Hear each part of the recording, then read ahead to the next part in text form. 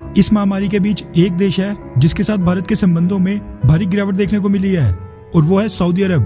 क्योंकि अगर दोनों देशों के बीच आज के संबंधों की तुलना अगर इस महामारी की शुरुआत से करें तो ये ग्राफ लगातार डाउन ही जाते जा रहा है। एक समय वो भी था जब सऊदी अरब की अगुवाई में OIC यानी ऑर्गेनाइजेशन ऑफ इस्लामिक कोऑपरेशन ने पाकिस्तान के लाखों मना करने और मीटिंग बॉयकॉट करने के बावजूद भारत को गेस्ट के रूप में इनवाइट किया था। उन दिनों सऊदी अरब के क्राउन प्रिंस मोहम्मद बिन सलमान भारत के दौरे पर भी आए थे और उन्होंने ऐलान किया था कि सऊदी अरब भारत में करीब $100 बिलियन तक का निवेश करेगा। अब ऐसा नहीं है कि ये बिल्कुल एक तरफा था और भारत सऊदी अरब के लिए कुछ नहीं करता था।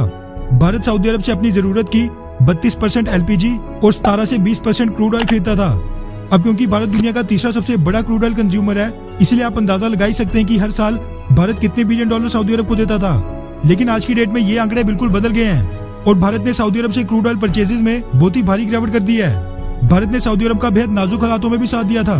जब दुनिया भर में लॉकडाउन के कारण क्रूड ऑयल की डिमांड बिल्कुल जीरो तक पहुंच गई थी, उस समय भारत ने अपने स्ट्रेटेजिक रिजर्व्स भरने के लिए पूरे का पूरा सऊदी अरब और कुछ हद तक UAE से क्रूड ऑयल परचेज किया था। अब इसमें भी कई लोग सोचेंगे कि भारत ने कौन सा सऊदी अरब पर एहसान कर दिया था, क्योंकि उस समय तो क्रूड ऑयल के प्राइसेस भी कम थे। तो आपको बता दूं कि उस समय क्रूड ऑयल के प्राइसेस पूरी दुनिया भर में कम थे,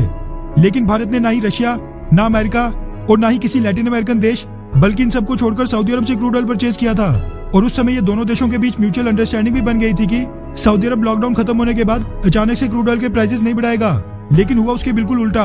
और सऊदी अरब अपने वादे से मुकर गया और आज एक तो वो बहुत ही हाई रेट्स पर क्रूड ऑयल बेच रहा है और दूसरा तो उसने सप्लाई में भी भारी कटौती कर दी है। हालांकि सऊदी अरब की तरफ से ये लगातार कहा जा रहा था कि क्रूड ऑयल प्रोडक्शन में उसकी तरफ से होने वाला कट बस टेम्परेरी समय के लिए ही है और उसने भारतीय प्रधानमंत्री नरेंद्र मोदी के क्राउन प्रिंस मोहम्मद बिन सलमान को फोन करके रिक्वेस्ट करने पर भी भारत की क्रूड ऑयल सप्लाईज में कट बरकरार रखा था। मगर सब्र का बांध टूटने के बाद भारतीय सरकार ने अब खुद सऊदी अरब से 30 से 40% क्रूड ऑयल कम खरीदना शुरू कर दिया है और बाकी का क्रूड ऑयल अमेरिका और कुछ लैटिन अमेरिकन देशों से खरीदा जा रहा है, जिससे सऊदी अरब को कई $1 बिलियन का नुकसान हो रहा है। कुछ रिपोर्ट्स तो ये भी सामने आई थी कि भारत को क्रूड ऑयल सप्लाई करने वाले देशों की लिस्ट में सऊदी अरब दूसरे नंबर से सीधा गिरकर चौथे स्थान पर आ गया है।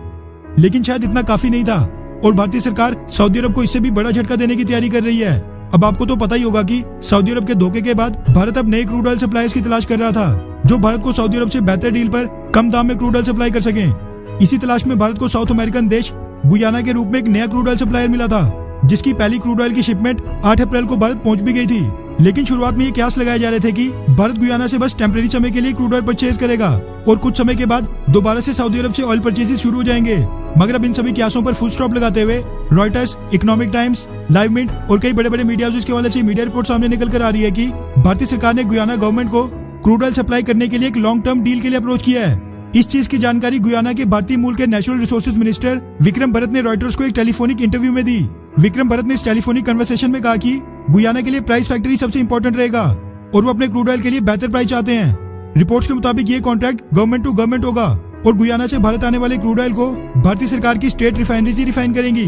दोनों देशों के बीच नेगोशिएशंस अभी चल रही हैं और ये डील फाइनलाइज होने के बहुत ही ब्राइट चांसेस बताए जा रहे हैं। अब ये सऊदी अरब के लिए बहुत ही बड़ा झटका है, क्योंकि अगर क्रूड ऑयल के लिए भारतीय सरकार गुयाना के साथ एक लॉन्ग टर्म एग्रीमेंट साइन कर लेती है तो फिर जो भारत आज की डेट में सऊदी अरब से 30 से 40% क्रूड ऑयल कम खरीद रहा है वो और भी लंबे समय तक चलेगा, जिससे सऊदी अरब को हर महीने कई $1 बिलियन का नुकसान उठाना पड़ेगा।